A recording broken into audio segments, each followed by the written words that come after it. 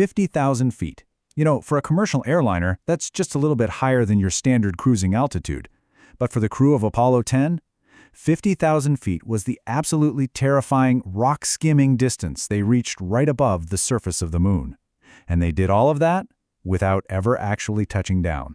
Let's dive right into this, because flying that incredibly close to the moon without landing, well, that took some serious restraint.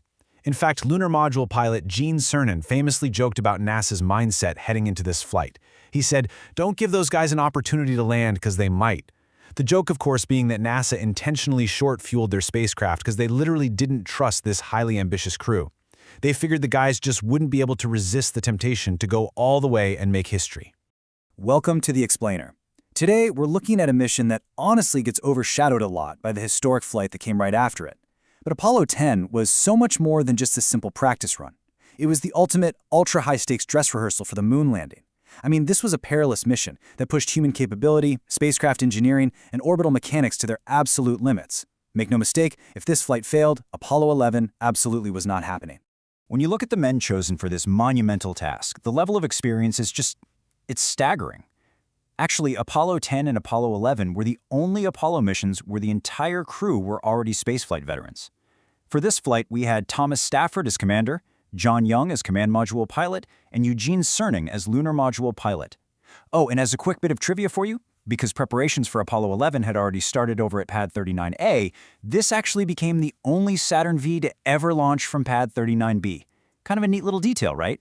Now, with such a serious pressure cooker of a mission, you'd probably expect these highly stoic, formal names for the two distinct spacecraft, right? Well, instead, the crew chose Charlie Brown for the command module and Snoopy for the lunar module. It really brought this much-needed touch of Peanuts comic strip levity to an incredibly heavy task. And they totally leaned into it. Snoopy and Charlie Brown became the semi-official mascots for the whole thing, with Peanuts creator Charles Schulz even drawing special mission-related artwork just for NASA. But, as you might guess, not everyone at NASA shared the crew's sense of humor. Julian Scheer, who was NASA's head of public affairs at the time, was famously, and I quote, appalled at the frivolity. He firmly believed that these cartoon call signs just completely lacked the gravitas needed for a major lunar mission. So he quickly secured senior management approval for a much more sober naming convention moving forward. And that is exactly why the later Apollo flights used much more conservative names. Think Columbia and Eagle instead of Charlie Brown and Snoopy. Okay, so the absolutely crucial point here is how they actually got Snoopy down to that lunar surface.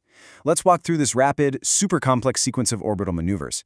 First up, they separated from the S-4VB. That's the final stage of the massive Saturn V rocket that actually got them out to the moon. After that, Stafford and Cernan moved over into Snoopy and undocked. Next, they performed the descent orbit insertion, or DOI. Basically, they fired their descent engine on the far side of the moon to drop completely out of their 60 nautical mile circular orbit. Finally came this looping phasing maneuver, which perfectly shaped their trajectory to mimic exactly what the Apollo 11 crew would be facing just 2 months later. Now completely detached from Charlie Brown, Snoopy began its descent toward that really harsh, heavily cratered lunar terrain. They dropped down, down, down to a lowest measured point of exactly 47,400 feet.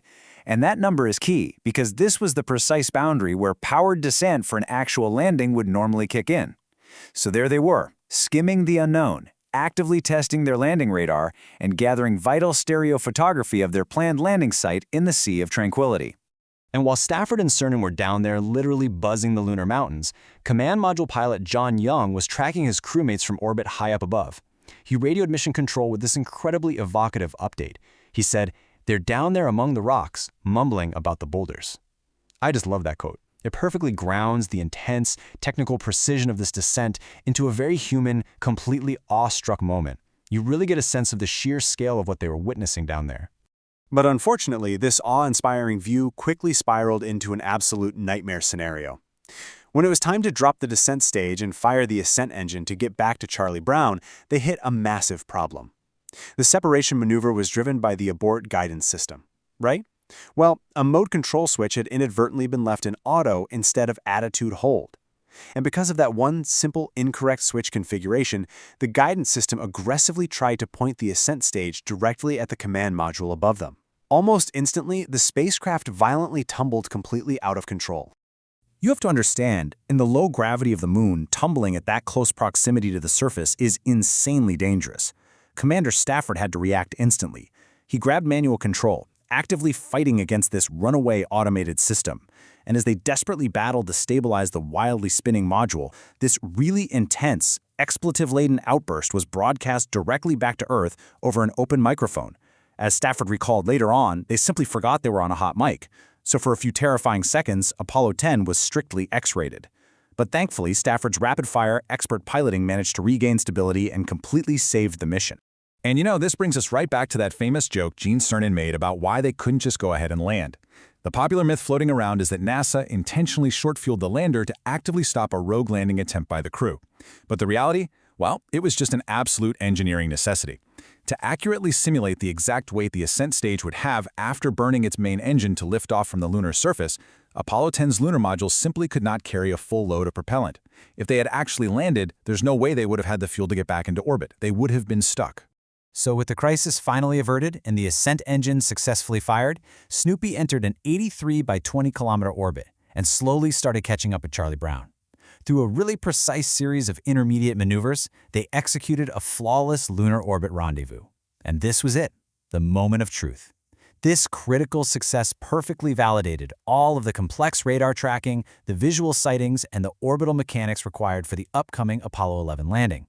They proved that the entire system actually worked, which cleared the final hurdle for humanity to step onto the lunar surface.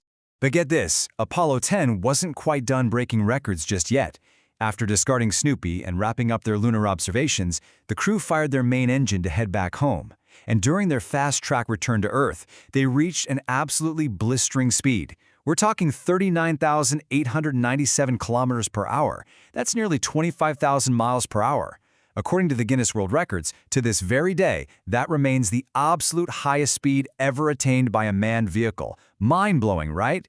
So what you should really take away from all this is just how absolutely vital Apollo 10 was to human history. They did literally everything but land. But this mission does leave us with one fascinating, lingering mystery. After Stafford and Cernan rejoined Young, the Snoopy ascent stage was jettisoned. NASA then fired its engine to absolute depletion, sending it out of lunar orbit and into a deep space, heliocentric orbit around the Sun. That means it remains the only spacecraft with human life support systems ever sent into deep space. So the ultimate question is, where is Snoopy now? It's out there somewhere, just drifting silently through our solar system, a true unsung hero of the space race. Thanks so much for joining me for this explainer, and as always, keep your eyes on the stars.